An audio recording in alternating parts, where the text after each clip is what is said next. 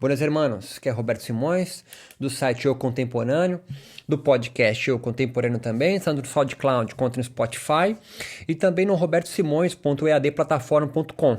Hoje a gente vai falar brevemente aqui como o conceito no qual eu desenvolvo desde a minha tese de doutorado, no qual talvez ainda não esteja muito claro para alguns, espero não esclarecer um pouco mais, talvez não acabe com a ideia mas com o conceito em si bem esclarecido, num áudio curto, mas eu acho que vai fundamentando melhor qual que é a minha proposta. Eu vou chamar de yogi malandro, né? Não há um yoga malandro como um método, uma instituição ou uma igreja, né? Isso seria um erro de lógica. Quando eu discrimino o yoga como uma religião, e isso causa um certo desconforto para algumas pessoas, eu estou me designando aqui, e sempre me designo há mais de 10 anos quando eu falo isso, é um yoga institucionalizado, um yoga igreja, então. Né? O igreja no sentido não uma formação de pedra com uma cruz em cima, mas um yoga institucional, um yoga cheio de regras, com uma estrutura, pronto para que outras pessoas copiem e colhem exatamente o que o seu líder pensou e que aquilo vai dar certo para todo mundo. A malandragem aqui supõe apenas uma individuação, formada por velocidades e afetos, ou seja, velocidades, o repouso e o movimento, que o yoga vai chamar de rajas e tamas, em busca de sattva, aquele equilíbrio, e afetos. Mas entenda, o sattva aqui, ou esse equilíbrio que o yoga preconiza, não é algo já dado, um sattva a você alcançar já estruturado e aí ele não se perde mais. Não, é um instante. É a brisa no seu rosto, é uma garfada de uma comida gostosa, é um caminhar na praia, é um afago de um gato, de um cachorro, de quem que seja, é algo instantâneo. Isso é sattva, não é algo dado a priori. E eu vou fazer isso mais específico aqui na frente. Este yogi malandro, ele vive num plano de consistência, ou de composições. Por isso se assemelha muito mais à ideia de um feiticeiro, mago ou xamã, do que o de um sacerdote, profeta e místico. Essas 4 designações aqui é algo clássico na ciência da religião. São tipos ideais, né? Claro que eles se misturam, mas invariavelmente não. Os sacerdotes, os profetas os místicos, eles estão incluídos dentro de uma instituição, estão enquadrados dentro de uma vertente já pré-estabelecida. Um mago, o feiticeiro, o xamã, é alguém que está fora, né? É um anômalo, é um diferente, é um esquisito. Né? Eu vou associar aqui o yogi malandro a esse esquisito. O contraponto do yogi malandro é o yogi sacerdote, né? Ou seja, o sacerdote luta por preservar, conservar sua tradição, seu método, sua igreja, ou de quem ele venera, ou respeita. E o yogi deste tem uma forma, uma substância, um ser. Ele vive no plano de transcendência. Então aqui é importante já diferenciar que o yoga igreja, o yoga religião, é aquele yoga que vive, e os yogas, portanto, que vive num plano da transcendência, num plano da espera. Há sempre algo oculto, há sempre uma subjetivação que está por trás de um signo, de uma palavra, de um mudra, de um asana, de um respiratório. Um yogi mago, né? Um yogi malandro, ele está fora desse plano da transcendência. Ele está no plano da imanência, no plano da composição ou da consistência. É este mundo que existe e não outro. Sansara é aqui, agora, é você me ouvindo agora. Não é um céu cristão, um nosso lar espírita. Então, o yogi que vive como yoga religião é um yogi que fica à espera. Né? É um yogi que tem esperança. Né? É o yogi brahmani. É o yogi, então, que tem uma postura sacerdotal, né?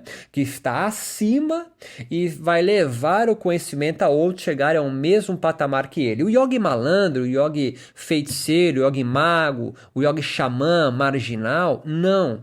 É o yogi que vive no mesmo mundo que todos nós, porque só existe esse mundo. Só há uma substância e não várias substâncias e formas, né? A base da crítica que os Hatha Yogis, por exemplo, medievais, indianos, fizeram aos Brahmanes está justamente nisso. Eles chamavam então os sacerdotes, os Brahmanes, de leitores ou decoradores dos Vedas, dos Shastras, de outras escrituras. Enquanto os Brahmanes buscavam, né, a sistematização, e conseguiram, né, do yoga, e o Patanjali foi quem sistematizou, os yogis malandros transformaram, né, buscaram transformar o yoga numa espécie de magia, né, numa espécie de algo deste mundo, portanto não institucional, ou seja, que não caberia em uma igreja, uma religião como a hinduísta, algo contrário do que fez Patanjali, que conseguiu transformar o yoga, uma prática mágica, num darshana, ou seja, ele enquadrou o yoga dentro da religião hinduísta. Os Hatha Yogis buscaram retomar o Devir Yoga, ou seja, o tornar-se yoga, a todos os anômalos, né? Os minoritários, os oprimidos, os proibidos, os revoltados, os diferentes, os esquisitos. né? Tanto que no Hatha Yoga medieval nós temos aí as mulheres, nós temos aí de castas inferiores, às vezes ordenando, iniciando um Brahmane. É uma volta, é uma transformação, porque vivem num plano, então, de composição, da consistência, da imanência, e não no plano da transcendência, né? A sociedade indiana, altamente autoritária, né? e patriarcal, pelo poder dos Brahmanes, legitimados pelos Vedas, vai ser então colocada de cabeça para baixo, com a retomada pelos Hatha Yogis medievais do valor mágico, né, do valor de feitiçaria do yoga, né? Essa é a diferença. O yogi malandro, ou o yoga malandro, é uma rota de fuga, é uma linha de fuga, né? É um agenciamento de desterritorialização, ou seja, uma agência que pega uma menina e vai agenciar ela a fazer trabalhos para uma outra empresa. Ela é a ponte para alguém fazer o trabalho de modelo, manequim, blá blá blá. O yoga, então, ele é um agenciamento. Por que desterritorialização? Porque um Brahmana está territorializado, ele sabe exatamente qual é a função dele, sabe exatamente o que ele vai fazer, ele sabe exatamente, às vezes, qual vida ele viveu e qual vida ele vai ter. É um mundo, então, territorializado. O yogi mago, o yogi malandro, ele vai desterritorializar o yoga. Por isso aí, uma avalanche de tipos de yoga no qual o mundo moderno vai criando, por influência desses Hatha Yogis, e no qual há uma resposta imediata, reacionária a essas posições mais libertárias do yoga, com vários tipos, outras roupagens, outras linhas que o delimitam. É uma política, então, de feitiçaria. Essa política se elabora em agenciamentos que não são nem os da família, nem os da religião, nem os do Estado, da igreja, mas anômicos, diferentes, esquisitos. Com a chegada do pensamento dito Nova Era, né, no mundo moderno, né, a partir aí de 1900, quando o yoga então vai se lançar para o mundo, né, fora da Índia, para país no qual o hinduísmo não existe, portanto está fora, né, do poder dos brahmanes, aboliu-se o respeito da legitimidade exclusiva das instituições religiosas dominantes como as únicas formas de verdade. Assim extinguiu-se, por consequência, a soberania do yoga das mãos dos brahmanes. Leia, todos os yogis descendentes de mestres patriarcais e autoritários, seja indianos ou de qualquer outra nacionalidade ou credo, lutam para que o yoga retorne à sua essência, né? Resgatemos a essência perdida do yoga, né? Vai aprender uma língua morta, antiga, para resgatar o que foi perdido. Todo esse discurso de perdido do yoga, o yoga está fadado ao fracasso, o yoga moderno, motherfucker, todo esse é um pensamento autoritário, patriarcal, na maioria das vezes, calcado no pensamento muito antigo dos yogis da igreja, brahmanes. Tá compreendendo a minha ideia, maluco? Entre mentes, rompeu-se, nesse momento, a hegemonia bramânica a levar a magia imanente do yoga em substituir-se aqueles brahmanes por outros. Esse é o ponto, né? Entende? Quando eu falo magia, feitiçaria, eu fico imaginando o maluco fazendo despacho aí na encruzilhada. Pode ser, mas não é essa a ideia, tá certo? Não é essa a ideia que você tem pré-concebida. É o yoga mágico, o yoga feiticeiro, o yoga mago, o yoga da política da feitiçaria, o yoga malandro. Não é o yoga ligado a trabalhos de Exu, seu louco. O que eu estou dizendo aqui é o yoga no qual não se prende a padrões autoritários de uma religião dominante, sacou? É essa a ideia. É essa a ideia. Então, o que nós temos que pensar é a hegemonia bramânica mantém-se hoje de forma autoritária, muitas vezes patriarcal. Você conhece um brahmane mulher? Acho que não, né? Foi substituído por novos brahmanes? Ou a gente está construído um yogi ainda, conseguimos construir um yogi feiticeiro, mago, fora, para todos poderem trabalhar, para todos poderem utilizar o yoga de forma de agenciar novos afetos. A estrutura, a genética do yoga e dos yogis pode ser imaginada abstratamente. Mas isso é apenas um transporte, pois o yoga vive no plano da composição e não no transcendental. Assim, não há nada de oculto a ser descoberto no yoga. Tá? Se você lê o Yoga Sutra de Patanjali e não entende, é porque tá difícil entender, brother. Porque o texto foi mal escrito em algumas traduções. Tá entendendo o que eu tô te falando, não? Não é você que é burro e não alcança. Ou porque não se faz a menor força para você entender realmente o Yoga Sutra. Não há nada de oculto a ser descoberto no yoga. Todos que juram e prometem isso no yoga é um brahmane disfarçado. Às vezes nem isso ele tem a pachorra de fazer. Em suma, o yoga como igreja, religião, que tanto me odeiam por afirmar isso, buscam preservar suas formas. Até aqueles que me condenam e condenam essa tese, invariavelmente não percebem isso, são ignorantes disso, avidya.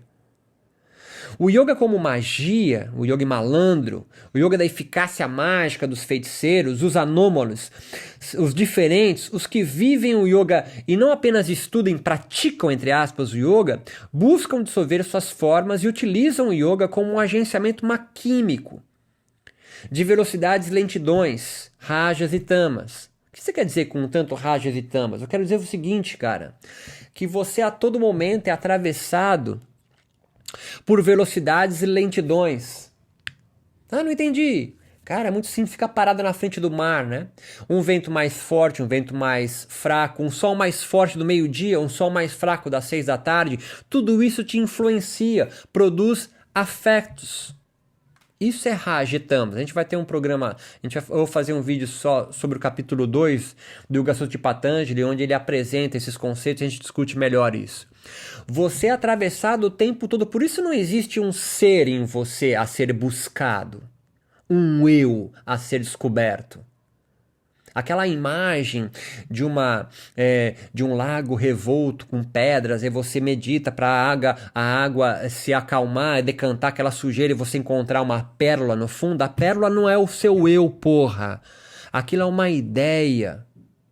Você não tem que buscar aquela pérola como um eu seu, a priori. Porque isso fez com que os brahmanes mantivessem a sua soberania contra as outras castas. Se o Brahman é uma pérola, você é o quê? Um pedregulho. Sattva, o equilíbrio, é o estado de yoga que o mago, o feiticeiro, o malandro constrói para si e para ninguém mais. Alguém que diz que vai lhe ensinar o que é o yoga, Está mentindo para você, ou ele não sabe o que está dizendo, a grande maioria. Ou melhor, estará a lhe mostrar como perceber esse estado, e aí sim, de equilíbrio entre repouso e velocidades dos afetos que lhe atingem. O que faz você ficar ansioso, depressivo, cansado, vamos tentar usar a linguagem mais simples, o estressado, como diz a galera do yoga hoje, é você não perceber como você é afetado o tempo todo e você leva aquilo como um estado seu. O yoga e suas técnicas e filosofias são todos um aparelhamento de posturas respiratórias, direcionamento da consciência, algumas observâncias e ascésios que lhe permitirão não achar uma trilha a seguir, a senda do yoga. Nem o Ashtanga Yoga de Patanjali, o caminho óctuplo, é uma trilha a ser seguida, porra. É tipo um mapa, brother, uma cartografia para tu encontrar latitudes e longitudes. As trilhas, se continuar essa mesma metáfora, já foram trilhadas por outros, percorridas por outros. Então só servirão aquele que abriu. Todo mundo que vier atrás dele tá viajando, tá ligado? O yoga, como agenciamento, deve te ajudar a construir sozinho a sua própria clareira na floresta da vida. Ou uma trilha, se você preferir. Eu gosto da ideia da clareira, porque não fica nenhum caminho para chegar lá. Onde você já está é o melhor lugar. Você só abre um caminho, você só abre uma clareira e vive ali. Quando aquela clareira não servir mais para você, você sai e vai formar a clareira em outro lugar. Eu prefiro essa metáfora do que a metáfora da trilha. A trilha faz você estar perdido numa floresta, desesperado, ansioso, em depressão, e vai buscar a trilha. Quando você acha uma trilha, a trilha que alguém já percorreu não vai te levar para lugar nenhum, porra! Abrir uma clareira na floresta da sua vida. Por isso o yoga malandro, o yoga feiticeiro, o yoga da eficácia mágica é um processo gradual de retomada do seu processo criativo em viver, e não um manual de instruções. Claro que você pode aprender, claro que você deve entender os sutras de Patanjali, não é para descartar essas escrituras, mas é a forma como ela é utilizada. O yoga é algo riquíssimo, deve ser preservado sim, mas não preservado como uma instituição religiosa. Você pode sim fazer parte de uma igreja, de uma religião, não tem problema nenhum, seguir um Ananda da vida, não tem problema. Talvez ele seja muito importante para você, mas ele vai ser importante até você aprender a pegar um facão e abrir a clareira da sua vida. Ninguém vai organizar a sua vida de fora, brother. É só você que vai conseguir organizar sozinho a sua vida e as suas próprias tretas, entendeu? Você ficar esperando um mantra de um mestre abençoado para lhe dizer como você deve sair da treta que você tem com teu pai há 20 anos, não vai dar certo. E essa é a minha crítica do yoga como religião. Eu não escrevo yoga como religião como algo benéfico em si, mas alerto para o yoga institucional, que é inerente, vai acontecer, não tem como não ter, mas eu abro para você a ideia de você mesmo construir o seu próprio yoga e pensar o yoga não como um sacerdote, um místico ou um profeta que estão à mercê de uma instituição, mas como um yogi feiticeiro, mago, xamã, que constrói e manipula sozinho as forças da natureza a benefício próprio e dos outros no qual venham lhe trazer. E falo isso porque há muito mais yogis malandros, feiticeiros, xamânicos, curandeiros do que yogis sacerdotais. Só que há uma infinidade muito grande que não se ligou que é do potencial que tem e adora ficar seguindo um yogi sacerdotal porque tem medo de organizar a sua vida sozinho. E aí o que acontece? Vira devoto de um brahmane moderno, brahmane entre aspas, não necessariamente tem que ser um brahmane, mas faz a figura de um guru que te promete levar para a salvação. Fuja disso.